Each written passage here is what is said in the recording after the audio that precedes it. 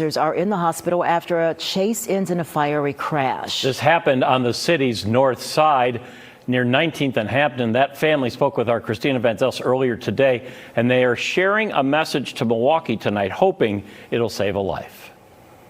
That is painful, to watch someone burn alive. Family members say 17-year-old Rocky Henderson is the teen inside that car, something they still can't wrap their heads around. That's where we need answers. Milwaukee police say just before 7:30 Wednesday night, they were trying to pull over someone driving recklessly near Hampton and Hopkins. They also say there was a warrant because the car was connected to a felony. That's not even his character to even be in stuff like that. Like, we never known him to be violent. Police say the teenager took off, starting a chase. It ended a little more than a mile away near 19th and Hampton when the teen crashed into a tree and his car burst into flames. Why do you think that he didn't stop for police? I can't say. And Lord knows, I wish he would have. The police union president says officers tried to help. One officer was taken to the hospital for smoke inhalation. Another officer suffered second and third degree burns. The officers are still professional. They still put themselves in harm's way to try to save, the person they're chasing. I commend those officers that tried. As those officers recover, Henderson's family is grappling with losing him. His stepmom has this message to Milwaukee. Let this be a lesson learned to others. Pull over. It is not that serious to lose your life. Christina Van Zelst, Fox 6 News.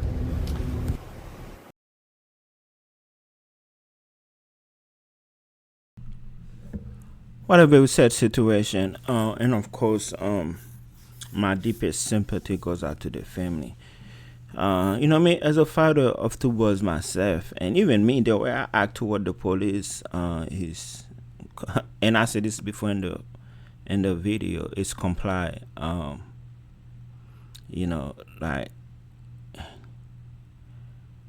It's a very, very sad story. 17, so young, so young, so young, so young. And looked like he was a good, good, healthy young man. Meaning not like me, fat like me. Look like really sad situation, and we all can learn from that. When I get pulled over, dude, I just comply. I've got pulled over with expired tag. I know my tag expired. I know the car's not registered. Last time I got pulled over, I was like, I didn't, granted, I was in my workshop with a shredder, so it's not like I could have speed off. Those things don't go fast. But really, the keyword here is complying. I was like, look, just cause I'm being lazy, I ain't gonna hold you. I'm being lazy. I bought the car. All the paperwork's at the house, but it's in my insurance. You know what I'm saying? But and you know what happened? They was like, all right, cool. We're gonna give you a ticket, which was like $400, by the way. And I went on my day. I got to work. Because that was my workshop, cutting grass, and I paid it off, no problem. I wasn't like trying to argue with them folks or nothing. That's just my car. All my other cars insured. Actually, I eventually, in 2 days, I got it. I was like, man, let me go get it registered, because that ticket was 4 times, well, about 2 times as much as it would have been if I just got it registered. Complying, man, complying. You get pulled over. If you get arrested, you can bail out depending on the charges, and fight whatever we need to fight to the court system, which I know is not perfect. It touched my heart when she said, Lord, I ain't know why he didn't pull over, but Lord, I wish I did. We all wish he did. That is just so young. Very sad situation. I know people's gonna be quick to be like, where's the dad, where's the mom, where's this, where's that? But speaking of, shout out to the stepmom. Look like the stepmom showing genuine concern for the stepchild. That normally don't happen. But then under the situation, I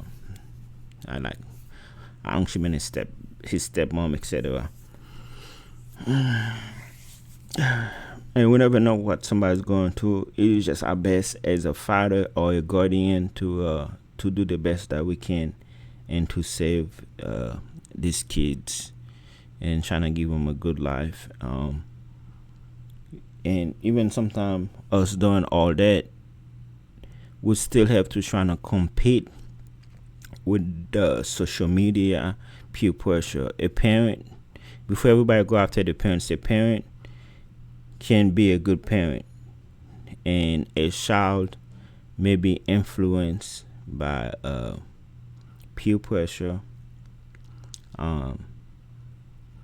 lyrics, movies, other stuff. And so before we start pointing fingers and do all that stuff, but of course, let's not overlook the police officer that did try to help him out. And of course, it's been taught in the black community. It's like automatically we just hate the police.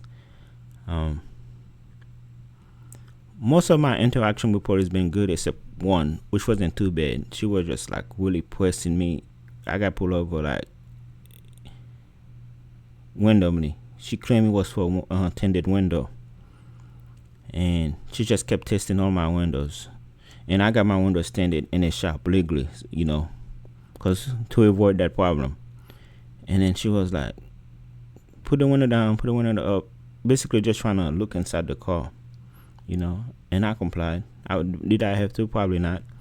And she was like, come out the car. She was like, your eyes look like you. I was tired too. I was, I work a lot. She was like, do you smoke? Do you do this, do that? I was like, no, ma'am. Eventually, she let me go with a warning, but I'm like, oh my God, this is just awful. But, did I react? No. Why? Because they want you to react.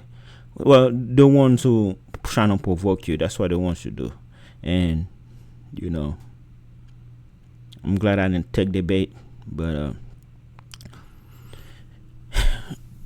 not all police are bad, not all criminals are black, or not all blacks are criminal, however you want to word it. Not, people are people.